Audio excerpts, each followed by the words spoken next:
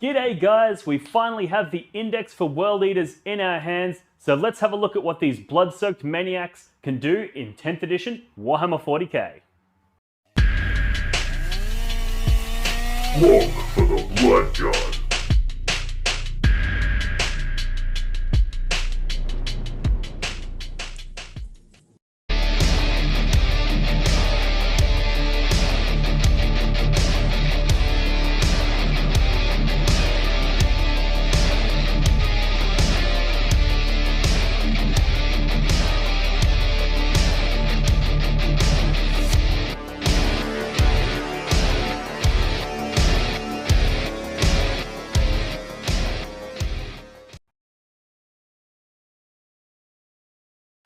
Alright, next up we have the World Eaters Land Raider. Now this is one of my favourite units. I have 3 beautiful Land Raiders that I've painstakingly painted and I love them to death, and it's been really hard to get them on the tabletops because they're not particularly competitively viable previously.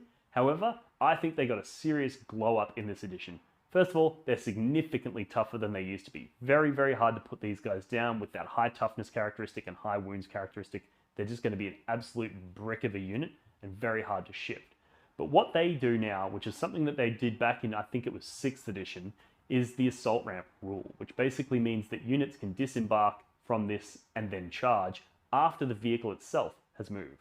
Which means you're going to be able to move your Land Raider, it's 10 inches, plus 2 from the Blessings of Khorne, so 12 inches. Then you're going to be able to disembark a unit 3 inches out the front, so you've moved a total of 15 inches before you charge, which is really, really far for units like Terminators. So I think this is really interesting on them, or even units of Khorne Berserkers. Being able to use a Land Raider to project these guys up the table is going to be really interesting. And further to that, there's multiple things in this World Eaters book that get an advantage against a target that has taken damage. So having those Soul Shatter Las Cannons be able to go, cool, I'm going to put some wounds on that unit down there, so it's no longer at full strength. And then you've got various things that gain benefits when targeting things that are below starting strength. So I think the Land Raider is definitely something that is worth looking into for the World Eaters.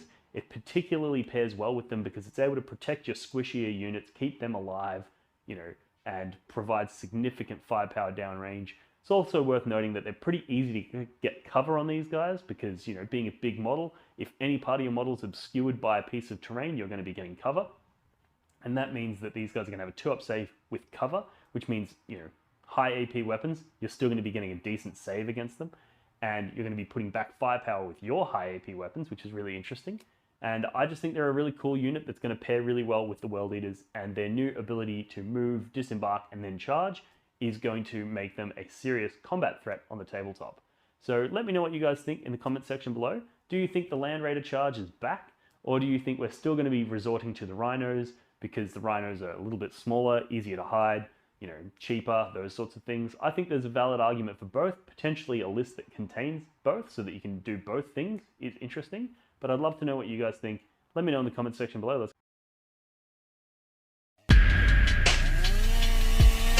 Look for the blood god.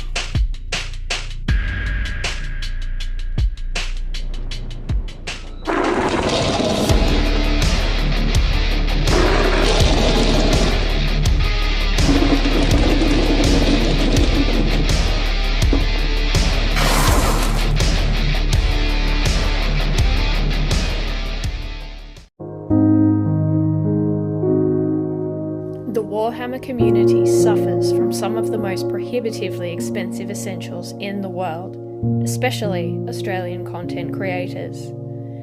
Every single day, Dean wants to create content, but he can't. Suffering from old, worn-out brushes, expensive model kits, and costly software and equipment he can't endure much longer. Just look at this dirty paint water. Would you drink this? Would you let your child?